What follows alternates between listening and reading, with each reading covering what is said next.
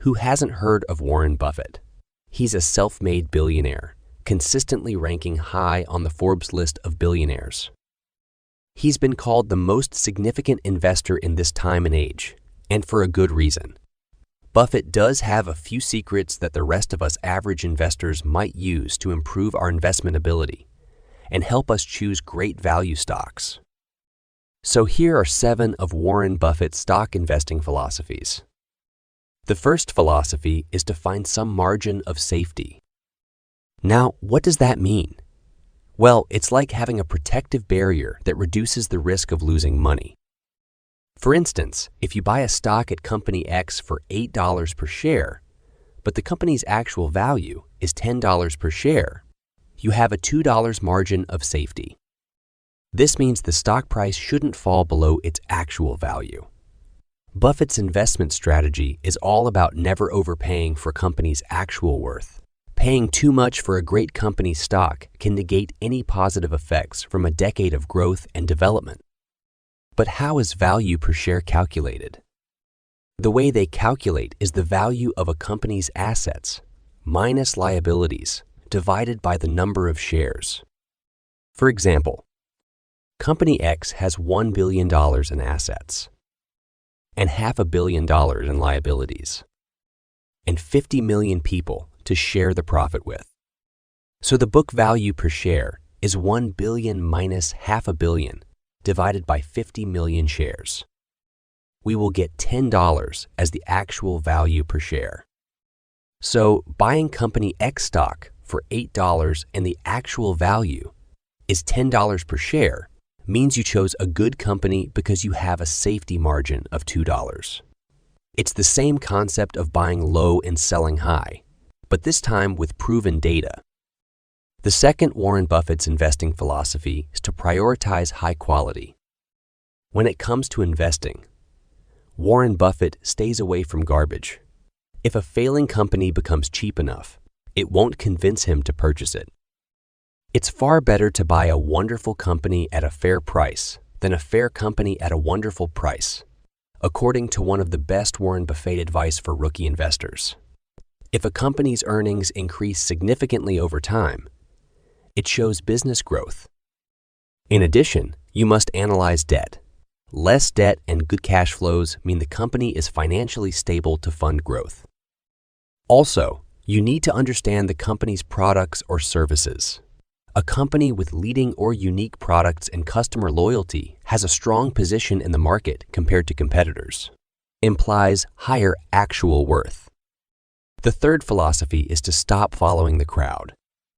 According to Warren Buffett, being a successful investor requires more than just intellect. It's all about temperament. You can't be swayed by the crowd, either by following them blindly or going against them just for the sake of it.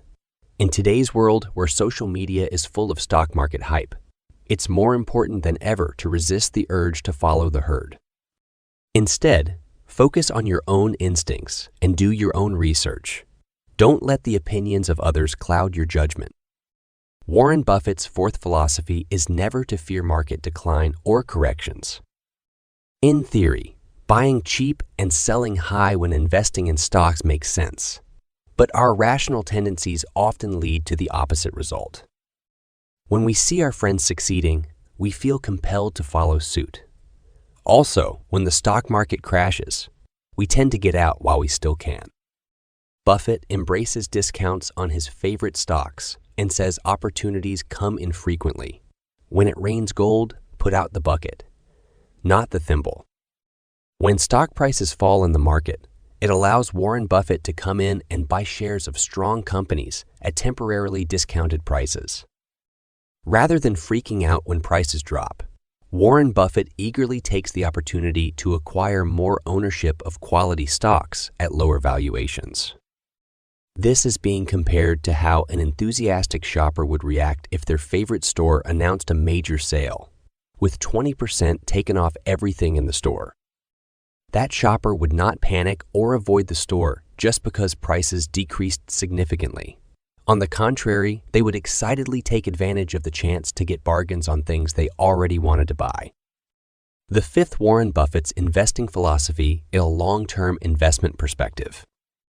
When Buffett buys stocks, he's in it for the long haul. Consider this Warren Buffett investment code. If you aren't willing to own a stock for 10 years, don't even consider owning it for 10 minutes. When he invests in a company, he intends to eventually become a majority shareholder in that company. Though he does sell stocks occasionally and for various reasons, most of its investments, he is planning to own them forever. Also, Buffett has said that an S&P 500 index fund or a similar is a set and forget investment. This is the most effective investment practice most individuals can make if they can adopt a forever mindset with their stock holdings. The sixth philosophy is that you shouldn't be afraid to sell if the situation changes.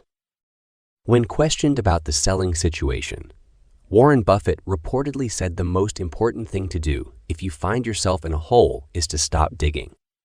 Even though he aims to hold on to stocks forever, he understands that the market can be unpredictable and things can change. For example, he sold his holdings in Freddie Mac before the financial crisis hit because he saw the company's management taking unnecessary risks with its cash. And when the crisis hit, Buffett's decision turned out to be right. It shows how important it is to be flexible and willing to adjust your investment strategy as needed. Finally, the seventh Warren Buffett's investing philosophy is to invest in the Moat Company's stocks. A moat is Warren Buffett's term for a company's special advantage over competitors that makes it difficult for other companies to take away their business, just like a moat of water protects a medieval castle. For instance, popular brands that customers trust them more over lesser-known brands. Coca-Cola is a powerful brand. Also, proprietary technology. This is a unique manufacturing process or patented design that competitors can't easily copy. Pharma and tech companies often have this. Also, you need to look at economies of scale. The biggest companies benefit from huge sizes and low costs, which smaller players can't match. For example, Walmart's network of stores keeps costs very low, and it's a huge company. It's hard for small players to have the amount of goods at cheap prices. Another thing worth looking at is the high switching costs, where business customers who use specialized software or equipment can't easily change to rivals later without high transition expenses. For example, of a company that benefits from high switching costs is Adobe, known for its specialized software like Photoshop and Premiere Pro, where users invest time and resources in mastering these complex tools, making it costly and challenging to switch to alternative software. These are the kinds of companies to invest in their stocks. If you enjoyed this video and want to learn more about investing in personal finance, like this video, subscribe to our channel and hit the notification bell to be notified when we post new videos. We have a lot of exciting content planned, so stay tuned.